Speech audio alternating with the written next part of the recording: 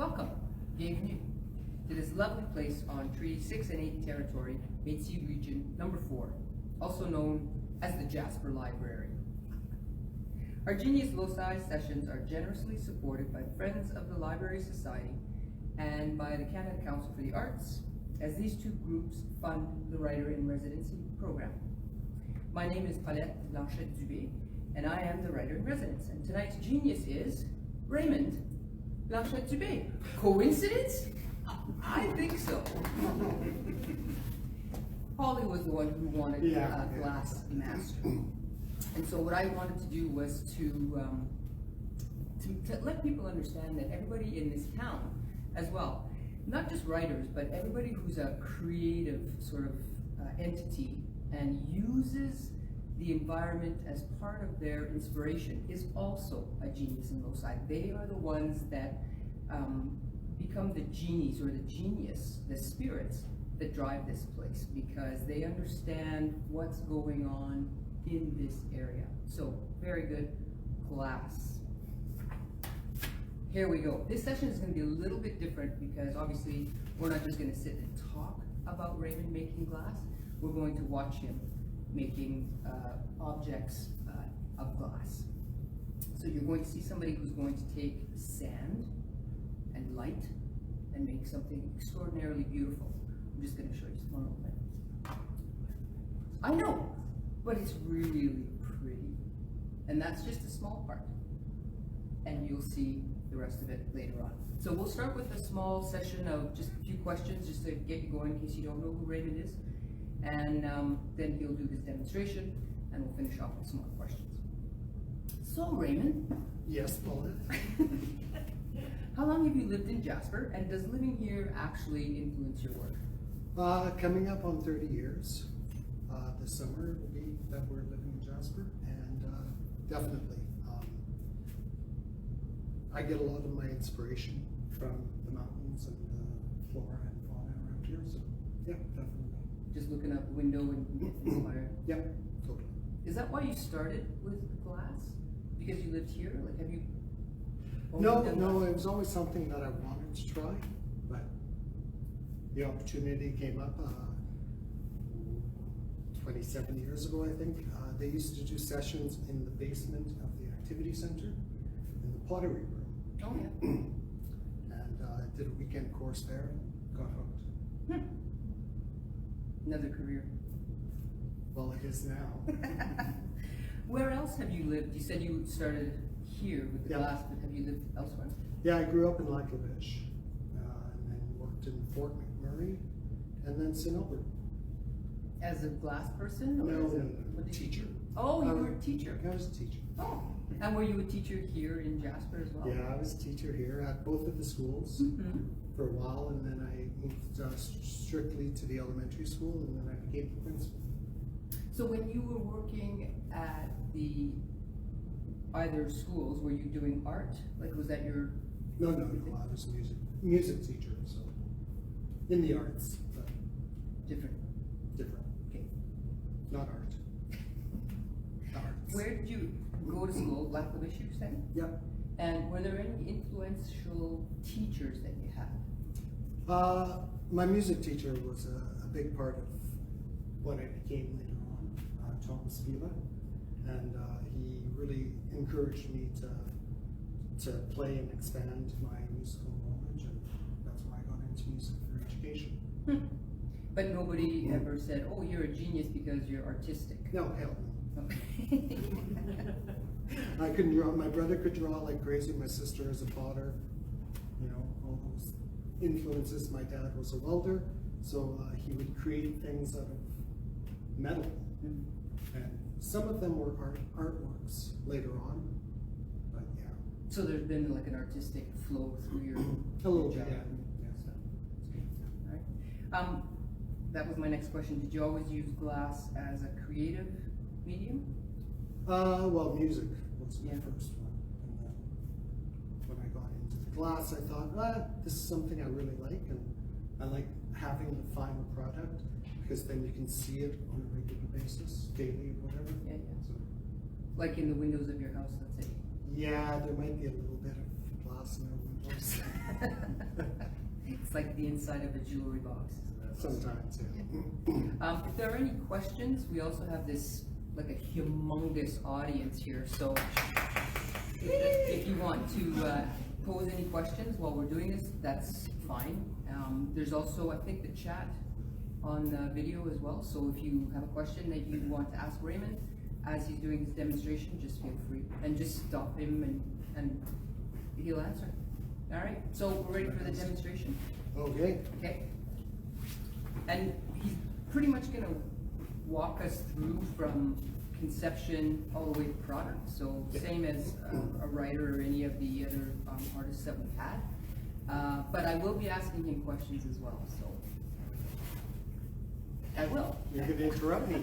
I will. Yes. I was wondering when you're doing the glass, do you set a time frame, or do you just do it for as long as it goes, or does it get tiring because it's kind of a little bit physical?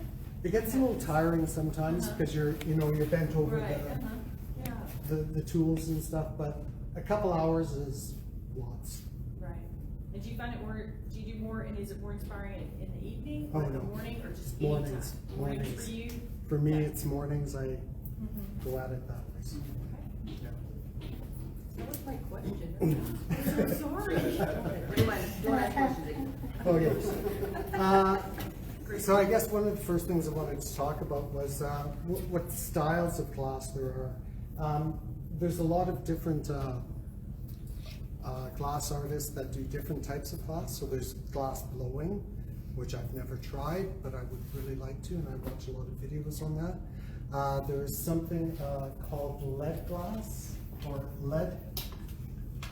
leading. So this is lead, and in between two pieces of glass or three pieces of glass, you line up the lead, and then you solder them in place, and then you get this beautiful straight line or curved line, whatever. But a whole panel can be done, or a smaller piece can be done just with the lead. The other one that I do mostly, and I have done lead work, is copper foil. So with copper foil, what you're doing is, and it's called the Tiffany style of glass making. What you're doing is wrapping the glass in a piece of copper tape, and the copper tape adheres to the glass, and then you have to solder over top. So there's that. Oh yes, hot work as well. And hot work is basically when you're melting the glass with a torch, and then you're adding it to other pieces of glass as well. One that is really cool, but I don't have the kiln, is fused glass. So you take a whole bunch of different pieces of glass, and then you just melt them.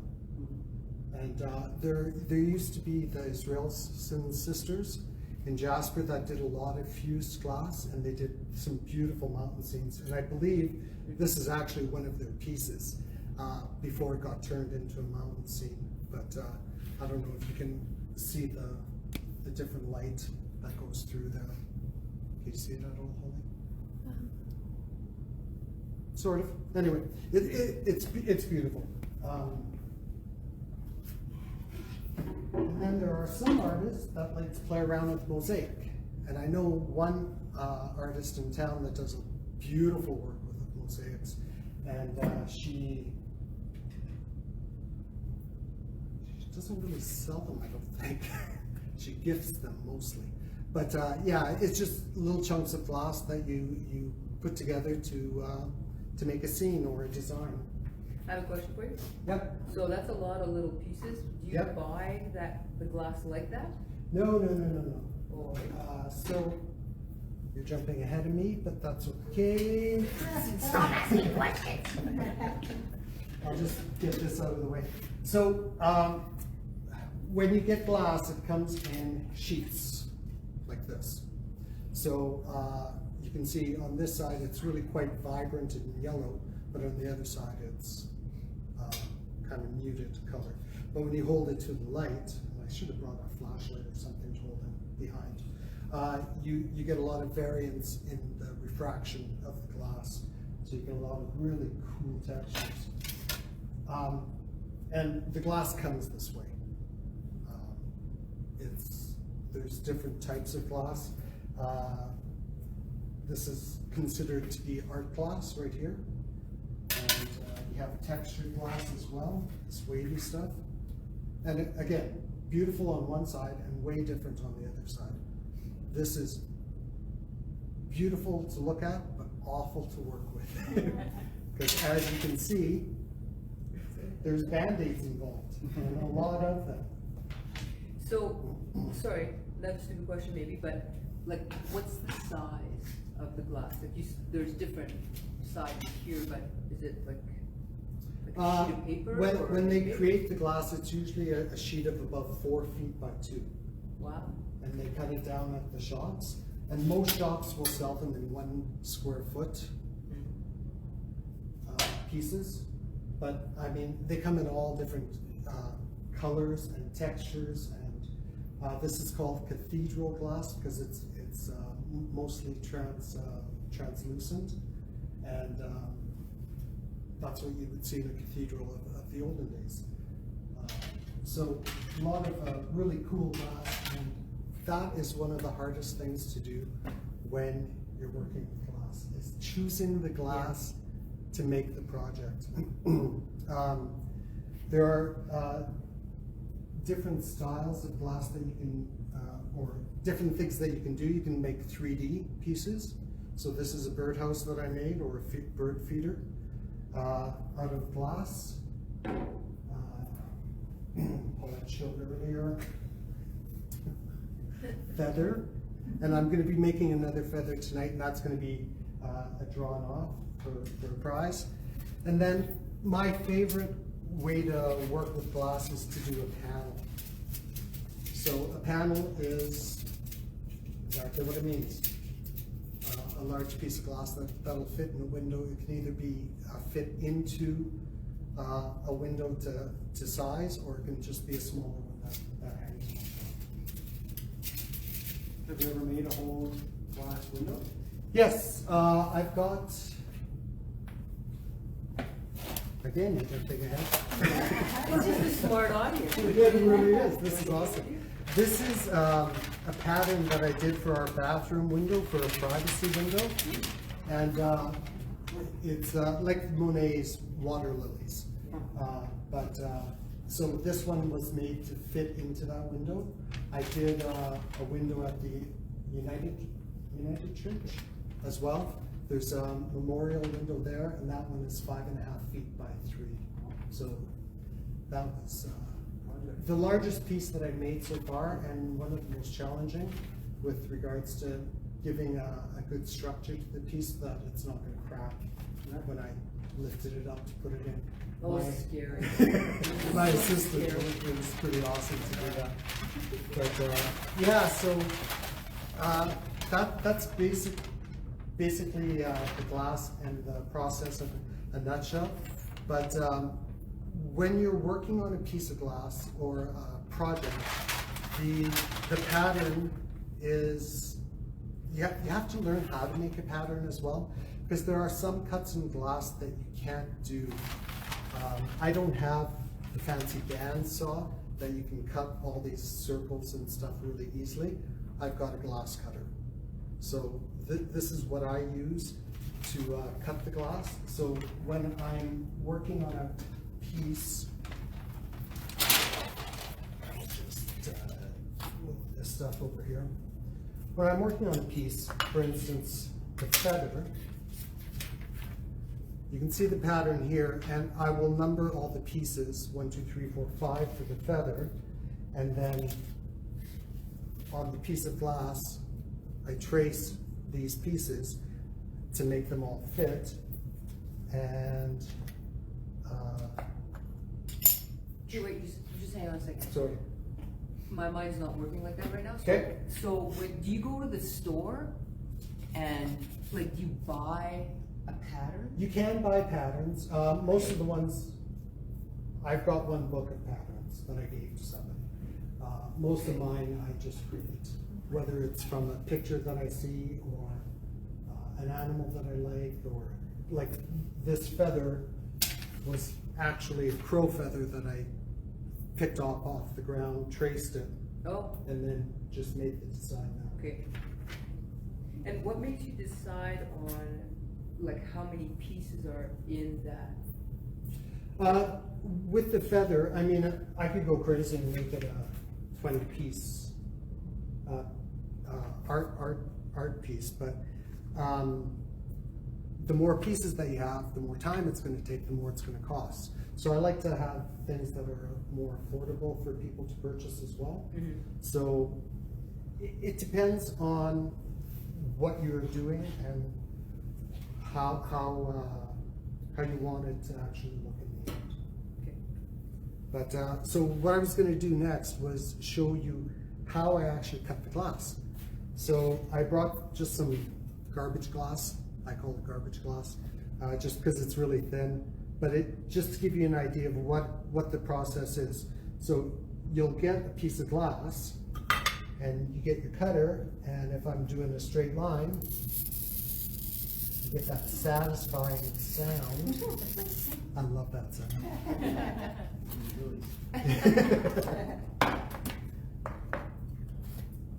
And then these are special running pliers, and what they do is they try to bend the glass, but obviously glass doesn't bend, so it ends up cracking it.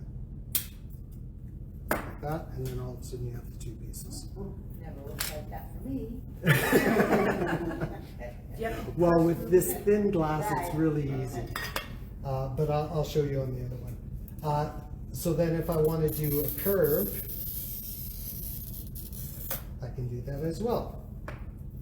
And then these running pliers, if you do a lot of glass work, I didn't have them for years, and then a friend of mine who teaches glass had them, and I said, oh, I need some of those. So And what were then you doing also- before? Just cracking with your hands? Yeah, I was cracking with my hands, and it didn't always work. I had these little Grosier pliers, and they're fine, but it's not as good as the running pliers. And to save time, I'm not going to do the circle, but you can also cut circles, but it takes several swipes as well. You have to press really, really hard. You have to press it enough to get that lovely sound. Oh, So, with the feather that I showed you earlier, I've got one piece left to add to it. So the black part is what I have to cut out left. So what I'll do is get that cut happening, break it with my pliers, and then I've got that ready to go. So when you're doing a smaller piece like this, it's really quite simple because most of them fit in quite easily. When I was doing that bathroom piece, that one had over 120 pieces. So you're sitting there trying to make it fit and grinding and playing around with it. So it's always a nice good challenge. So the first step is cutting the glass. Selecting the glass is always as I said earlier, one of the challenges. And when you have a large selection of glass, like I'm starting to have right now, you can spend 2 or 3 hours just kind of looking at the glass one. Do I like this one with this one? And so that's part of the process. One of a glass maker's friends is Band-Aids. My son is awesome and bought me these finger cots that are rubber, so it saves the fingertips as well. But with a small one like this, I'm not going to put them on. So this is a grinder. It's got a diamond chip head on it, and what it does is it will rough up the edge of the glass, and that will help the copper foil stick to it. So as I'm grinding it, if I've also got a piece that's there's a little part right here that you can see that doesn't belong, I'll grind that off. So it'll make the line much smoother. does your fingers get ever caught in the thing? No. Wow. No, not at all. Okay. Okay. Okay. So it's not very loud. I'll just add a little bit of water in there.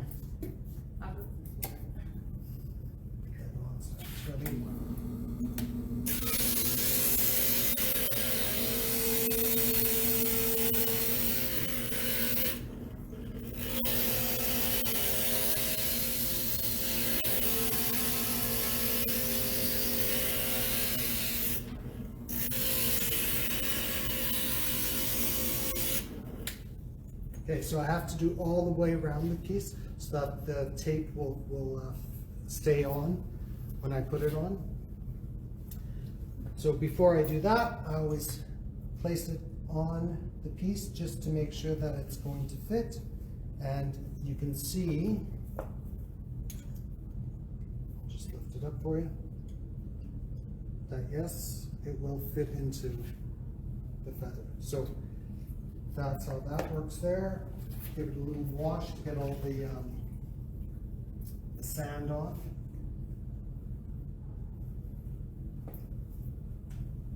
So it's a little bit like pottery in the sense that it's like it's a living thing. The glass is still, well, it's not still alive, but you know what I'm saying. Like it's like natural. It's a natural thing. It's not plastic. It's not. Yeah, yeah. Right. So it moves, and it's gonna. That's why it has that shimmer and the Yeah, shine. And yeah. And especially when there's texture into the glass, the refraction as the light passes through the glass will angle off in different ways. So do they add like the glass The glass makers. makers? Do they add chemicals to the sand? When they're making glass, they add metal elements to it. So any of the red, orange, pink, yellow glass has got gold. So that's why those glasses are sometimes a little more expensive when you're purchasing them than, let's say, the blue or the greens, which would have copper in them. Do you select a piece of glass based on how you perceive the light? Yes. Through it, so like even a little chunky, so you get a sheet. Yeah. And we look at the inside part of that sheet and say, oh, that's the piece that I want. Yes. Yeah? Yeah, oh yeah, totally. That's cool. Yeah, because like this devil glass. It is. I'm serious, like I cut my finger yesterday when I was putting this away. Like it's got some beautiful greens in here and blues. And this side is beautiful to work with, to look at. But also when you get this side, I mean, and then you get light flashing through it, it just changes the look of the glass so much. I have one piece on my front door, and during the day it's very muted, but when the morning sun shines through it, it's alive. It just lights up. It's amazing. Do you use a light box to help you decide the? No, I need someone to make one. I didn't know there was such a thing for glass making, but Yeah. sounds like it might be a good idea. Oh, yeah. those are great, because then you can take 2 or 3 pieces of glass and go, is this gonna work? Right. And also when you're tracing your patterns, you can just put the pattern on the light box and then the glass over top, and Yeah. instead of having to cut out all these extra pieces. So the next step in the process is copper foil tape. So there's different sizes and different backings that they have, but basically what this is a thin piece of copper that has adhesive on the back. So what we need to do is place this evenly on the glass all the way around in a continuous seam. And I don't know if you can actually see, but what I'm trying to do is get an equal overlap on one side as on the other side. So you're almost like wrapping it. Yeah, that's exactly what you're doing. Wrapping it and trying to make it. And is that just so you don't cut your fingers, or why are you wrapping it like that? Well, otherwise, you would have to fuse it in a hot kiln for the glass to stick to the other pieces. Oh, I see. What I did with this, because I wasn't sure about time for this demo tonight, is I did all the wrapping of these pieces before, and I already soldered them. So I'm just gonna have this one piece to solder next. Maybe you can show them the copper on the inside of that feather, the big feather? Yeah, yeah, so there's copper here still. And that's because the solder's not on it? Is that what you're saying? Yeah. Yeah, go ahead, thank you.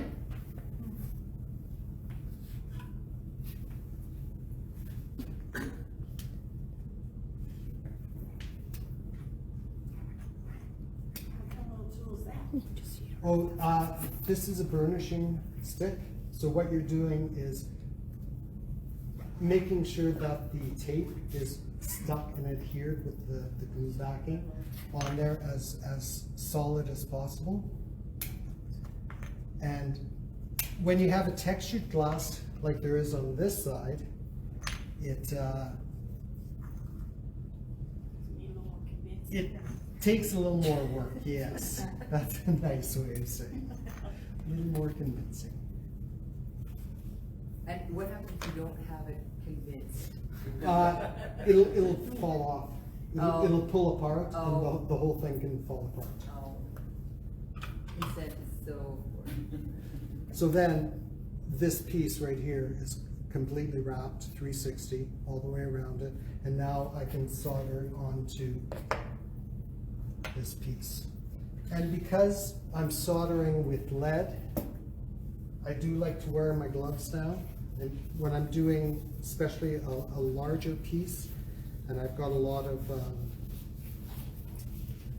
touching of the lead and everything else, you don't really want that in your system as much, so you try to keep yourself as protected as possible. I've got a fan that pulls the smoke away from me and out the window, and So you keep a window open all the time? not all the time, but the majority of the time, let's say. It's important for your It health, is, right? totally.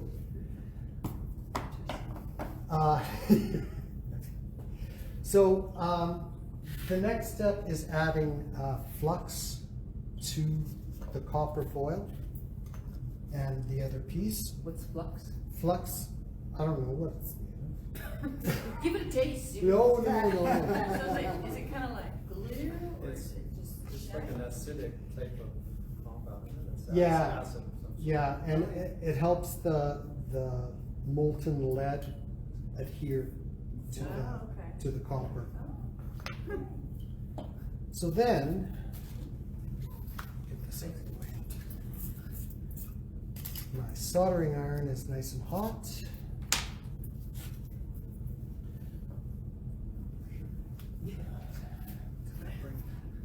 Forgot my pins. Oh, no, it's under the You want them? No, that's okay. So then, what I want to do is just tack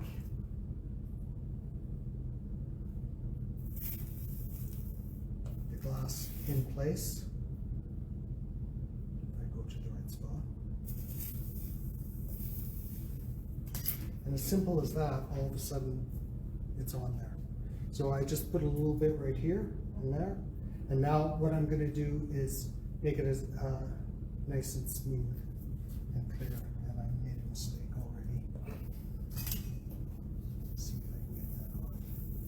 Yeah, I was just gonna ask, if you make a mistake, can you just heat it up and take it off again? It's not the easiest thing to do. I kind of think of it as a repair job, and repairs are not fun.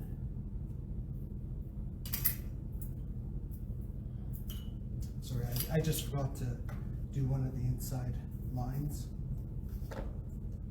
So I'll just fix that, get that back down. There we go. Okay, so then what I want to do is make sure that all the copper is tinned. So, because this is 60% lead, 60% tin, they call it tinning the copper foil. They, meaning anybody who does stained glass.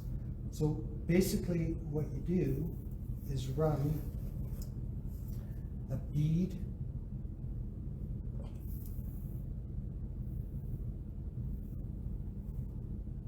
along to make it nice and smooth looking. So I did the one side, and now I've got to do the other side. So how do you make it, like, is your thing to, like, your goal is to make it flat? Not flat. You want, for strength of the piece of glass, you want it rounded. Oh, really? So when you look this way, you can actually see the rounded. And that makes the whole piece stronger. Yeah, definitely. Don't forget flux.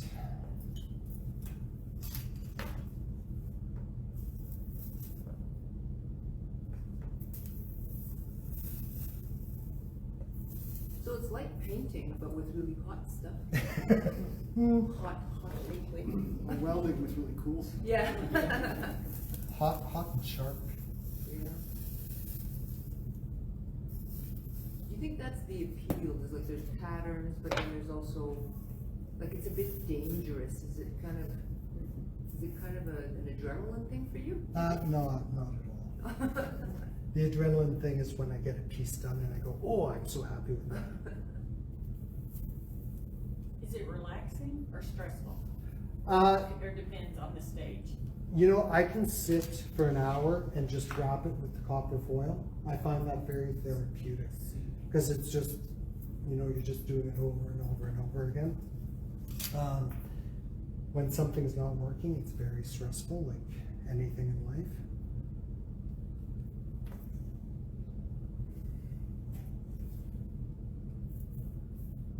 Do you play favorite music when you're doing it? Do you have kind of quiet? No, I like music. Yeah. Yeah. Yeah, so, like, Or podcasts. Education. Yeah. Try to get smart once in a while. It doesn't always work, but. I hear there's a really good podcast called Anthropomania. That's the one I listen to most of the time. Yeah. So that's basically the whole process. So I've added the last piece, and now that's done. How long does it take to dry? Like, is it? Oh, it's just warm right now. wow, that's nice. It's hard. Wow. It's hard. I'll just get this out of the way so I don't bump it. With the solder, what happens is you get a lot of, I call it junk. It makes the solder black sometimes, so it can oxidize really quickly, and then you get different colors of, they call it a patina. You can get copper, you can do black. You're talking about just to put on the seam? Yeah, itself? yeah, just to make it a different color.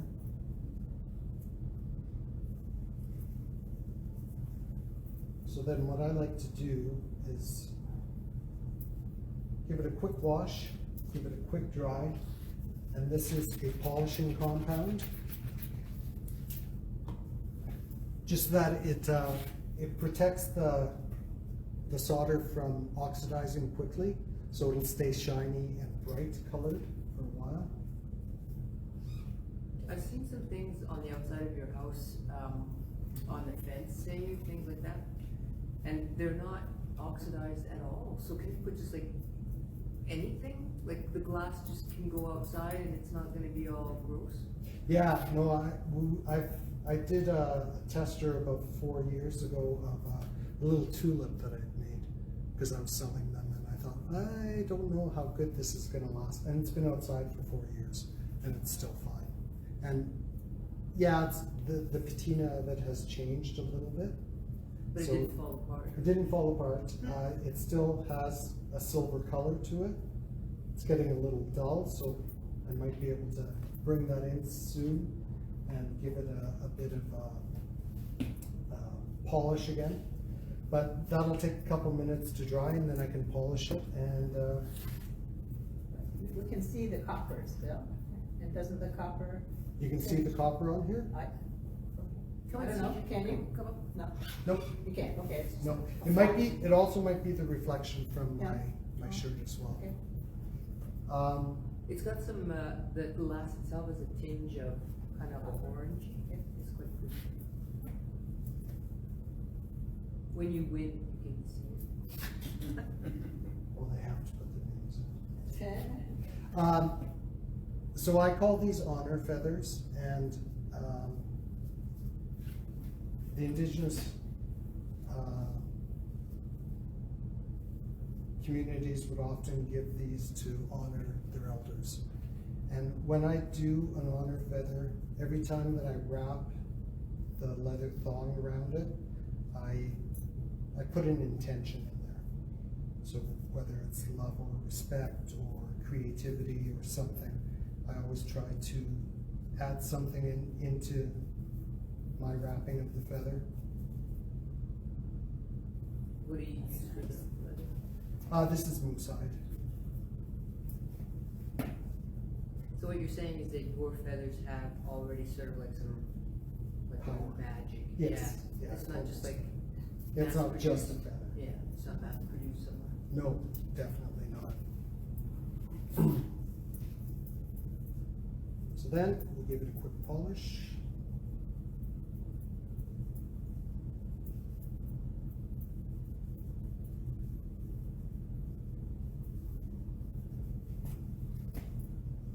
And ta-da! Just like that. Pass that around. You drop it, you buy it.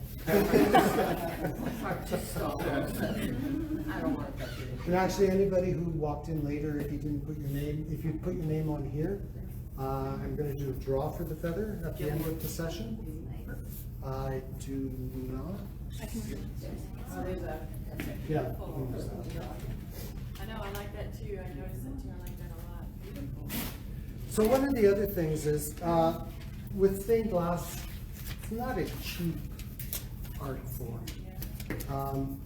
You know, the grinder that you saw earlier, the soldering iron with the rheostat, and, you know, even something as simple as these pliers, these can be up to $60 just for the one set. Glass cutters range from 60 to 120. Wow. So, I mean, they're not cheap. This one's lasted me 27 years, so. And I can't get any more like this. I tried. Would you suggest that people buy like top quality stuff? Is it like every other art form where you buy garbage stuff that looks like garbage? You know, I haven't seen a lot of other types or other makes of glass materials. Most of what I see out there is all pretty comparable, Okay. pretty much the same. It all works the same. It all works the same, yeah. And I'm sorry, I missed it, I was handing out paper. Did you say where to buy this stuff? Like, No. you buy just like a kit? You go to a store and go, No. I would like to have a glass? There's no kits. The people at most glass shops will know what you need to start off. Basically what I have here is a basic setup. You can get ring saws and, you know, they'll let you scroll and do all these fancy cuts and stuff, but that's not necessarily what I like to do. I just love cutting. And that's my favorite process. After I select the glass and do everything else, to actually sit there and cut for an hour is the best. You get the sounds and you swear and do all these nasty things because sometimes the glass just doesn't want to cooperate. You don't swear. Yeah, yeah. With this glass, I definitely do. Like, Two languages. yeah. Like this stuff is very brittle, so when you try to cut a curve within it, it doesn't cut as easily. But this type of glass, this cathedral glass, you can do pretty much anything with this, and it's just zippity-doo and away you go. So it's like stone in the sense that, like I know a sculptor would think of like the cleavage of the stone, Yeah. like the way it breaks Yeah. and the way it's gonna go. So Yeah. glass has a certain cleavage. Some glasses. Huh. Like this, I would much prefer to cut it this way because of the lines going here. So I'm just trying to picture in my head, because I see on one side, like this is like, Don't do that. yeah, but it's just like, it's like a, you know what I'm Just saying? bend It's it just, up. it's really nice. It's just very soft. Oh, kind that's of like okay. a blanket. Yeah, that's the. Yeah. This side, not so much. Not so More much, like the yeah. pointy end of it. Yeah. So is it like they'll take like pudding? It looks like pudding in my head. Yeah. And then they just like, and it's. Yeah, and they have it on a roller and flatten it out, and when they're doing the textures like that, I have no idea. That how would to be do so cool. I've been trying to watch videos Yeah. on glass making and stuff like that. Looks like skin. Yeah. Wow. Have you ever experimented with the lead-free solders? Yes, When I do pendants or anything that someone might wear, I use lead-free solder. Basically a plumbing solder. Right. You know, something that you can drink through, so. It doesn't quite flow as nicely as the lead. It does flow. It does flow. Yeah. Yeah. Maybe for smaller pieces, right? Yeah, so that's, And my question is basically on that. the very, very beginning. Yeah. That you deftly sort of dodged. What Was did I when you're dodge? doing these, mosaics. Yeah. Do you get like, I asked if you had like a bag of little squares, or like how would you do that? You don't cut every single little tiny piece. You sure do. Okay, doke. And these are called Mosaic Pliers.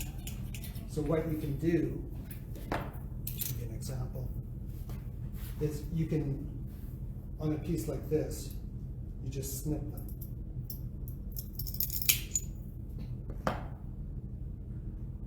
And then keep snipping until you get the size that you want.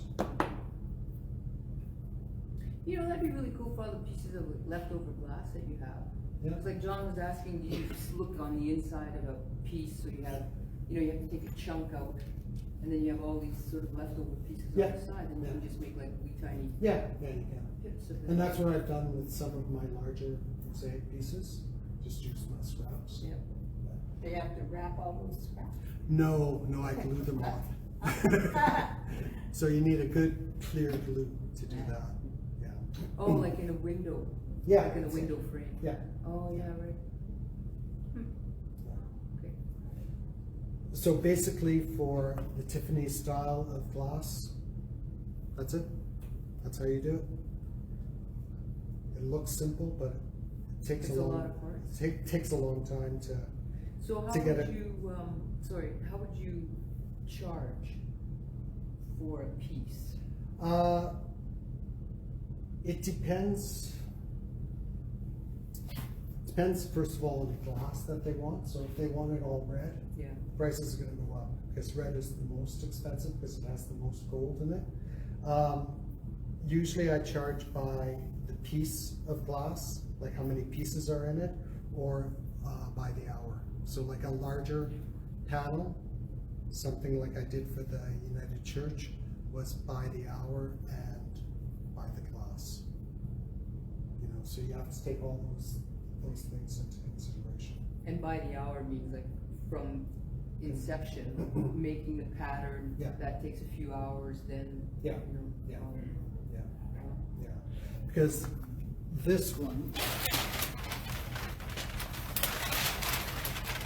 I did 6 years ago, I think, 5 years ago, and this one took just over 100 hours, because I wasn't quite in the groove of it yet. But then, this is another panel that I just did. You might recognize it from Lac Beauvert. It's that gnarly tree. This one, I can do something along this line with this much detail in probably about 10 to 15 hours. So you get faster as you. You get faster as you get better and with more practice, like anything, right? Yeah. So, but yeah, sorry I forgot to show this one, because I do like this one. This is, The aluminum frame on that, where did you come up with that? that's zinc U-cane it's called. Oh, okay. So you basically just cut it to size and then solder it on. Okay. Is that just so that the piece is more like stronger? Yes, yeah.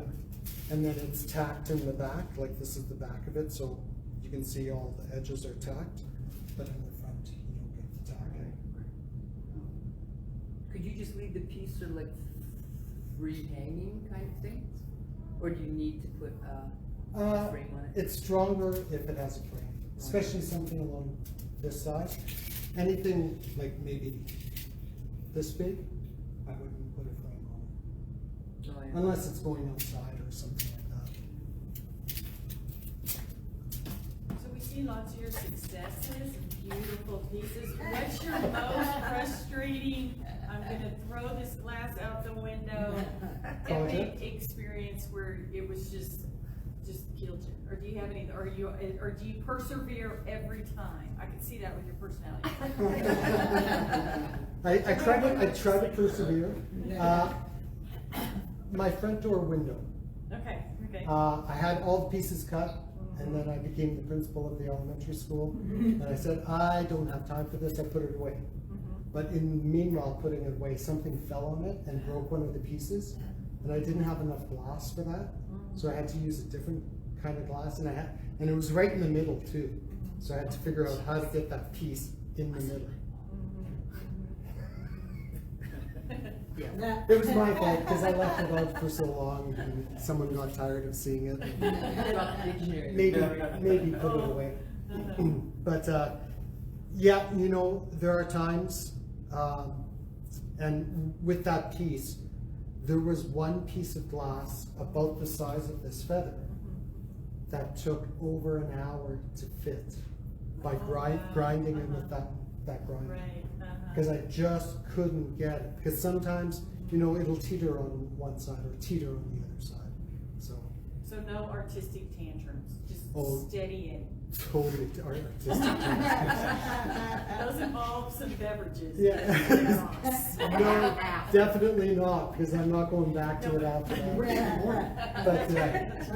But going for a bike ride helps. Oh, I bet, yeah. Totally, So you know, like clear that your maybe head walk and away from come it. back at it when you're a little more clear-headed, and a little less frustrated. So.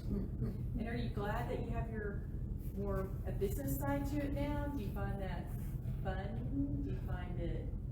I find that fun in the sense, I love seeing my glass as I walk around town. Right. Because some people have it in their windows, some people have it on their gates, some people have it on the outside of their house. I just love, I think, that's so cool. You know, you walk by the church and I think, oh yeah, that's mine, I did that. That part I really enjoy. I don't like the business part of it. When someone says, well, I want you to make this, and then I say, okay, it's gonna be $100. Oh no, that's too much. So you find it hard to charge? You're probably undercharging, I bet. Definitely. Because it's really hard to. Yeah. I think that's one of the hardest things for an artist is to actually Charge the worth of say it. what they think Yeah. their work is. Their Yeah. work is worth. Like with these feathers, I sell them for $25. The majority of the artists that I see on Instagram or Facebook or whatever, they're charging a feather this size for $50, Right. and it's just like. Get them while you can, folks. Snap them up. I'm not doing it. Not every feather is created equal either, right? No, exactly. You know, so, and then there are artistic people that can. I was doing a workshop one time with some friends, and in Hinton, by the way, Marlis Phillips is an amazing stained glass teacher in Hinton, and she teaches at one of the high schools there, and she would do weekend courses. And we were doing the course, and we had about an hour left, and one of the guys goes, I'm gonna make an apple. And I'm like, really? The first time working with glass. He draws an apple, draws it on the glass, cuts the glass. 20 minutes later, he's got this apple. And yeah. Maybe it's something in his brain where you can see a pattern. Like I find that one of the hardest things is how do you make a pattern fit? Like it's one thing to say, oh, I'm just gonna draw a feather. Well, I wouldn't even be able to draw a feather, so there's that. Well, if anybody who sews No. can sew something and make Yeah. it fit, they can do some glass. Yeah. Anybody who does woodwork, it's the same principles, right? So do you think you'll evolve it? This is my last question, I promise. Do you evolve it, do you think, and maybe try some, like you said, the fused or the what's blowing or something, or? Yeah, I would like to try the You got blowing. some time left. Yeah, totally. I have a little microwave kiln. Oh, So it's a little kiln that fits in a microwave that you only use for glass. And I can make small pieces. So I've done that. And that's fun, because then you can start playing around with different colors and different textures and designs and stuff. I imagine glass blowing you would need a different studio though. Oh, yeah. oh, I think, yeah. A little bigger, I mean, you know, outside it's the house. a kind house, of- yeah. House now. Yeah. But I always wonder how people get started, you know, like you started as a hobby 27 years ago. Yeah. You know, And potter, yeah, how does a potter get started, you know, Yeah, exactly. It's one of those types of things. But that was the beauty of, I'm just gonna put some words in your mouth, if you don't mind. It's like the activity center had all of these great courses that they gave. Mhm. So pottery or stained glass or painting or whatever, like it's out there in the community, and all you need to do is just go, I'd like, what would I like to do today? And then you can just do it. Yeah. Because then they have all of the material, right? And then you, like Raymond just kind of became rabid and more and more and more. In a nice way, not in a sick, kind of yellow dog, kill that yellow dog. But yeah. That was the lead. Yeah. I do worry about that at times. Yeah. The lead, yeah. So would you rather have somebody come up to you and say, I would like to have this photo of my dog, as a stained glass, or would you rather just like make it up in your head and then try to sell it? I like to make like the tree from Lac Beauvert. No one ordered that. I just wanted to make it. I had made a larger one years ago, and I thought I scaled it down, and I just wanted to make a smaller one.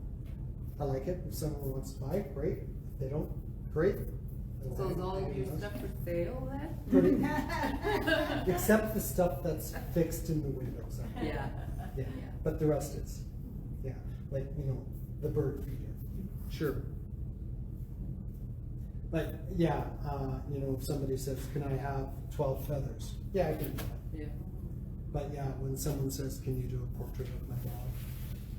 Yeah, you can't really make it, like there are some artists that can do that. I'm not there yet. Well, I've seen somewhere they have, it's tiny, tiny little sliver Yeah, pieces yeah. too. So it would probably be astronomical to, Yeah, to have that done. yeah.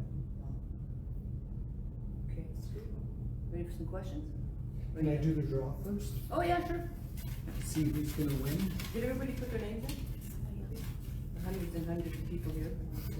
My God. Alright. John. Oh! You get the feather. Here you go. Enjoy. I'll hang that somewhere where you can see it when you walk by. I appreciate that, thanks. We're about to back out. You'll know it's us. So, just in closing, would you have any advice for people who would like to get into this kind of stuff? Take a class. Do a private session. Can they ask you? It's not a plug for me, but yes, I would teach. I love teaching. I did it for 33 years. And this is a passion as well, so to be able to teach someone to love working with glass, definitely. And do you think somebody could make this as their job, like a, like a livelihood? Do you think? Oh yes. Yeah. Yeah, if you dedicated the time to it, for sure. Yeah. Need a bigger space. Yeah. What is the best podcast that you're listening to right now? Anthropomorphia. Nikki Wilson, awesome, love her. Is there a Netflix series or Instagram account or something if people want to see not only your stuff, because I know you're probably on Facebook, Instagram, Yeah. all that. Are you on TikTok or? Oh, Not yet. no, He's getting there, Ollie. no. You're gonna have to teach me. The teens just taught me, so Okay. yeah. Pass on the knowledge. Yep. I watched Blown Away on Netflix. If you haven't seen that one, watch it. It is amazing. Okay. These people, these artists, do blown glass, and what they come up with is incredible. Yeah, it's pretty ridiculous. And so I follow a few of those on Instagram, for sure. Yeah. Okay, great. Thank you very much for coming in, and you were afraid that we wouldn't actually have enough to do for an hour, and yeah, actually we do. Good timing. Yeah. Awesome. So thank you very much. Thank you. Thank you for coming in.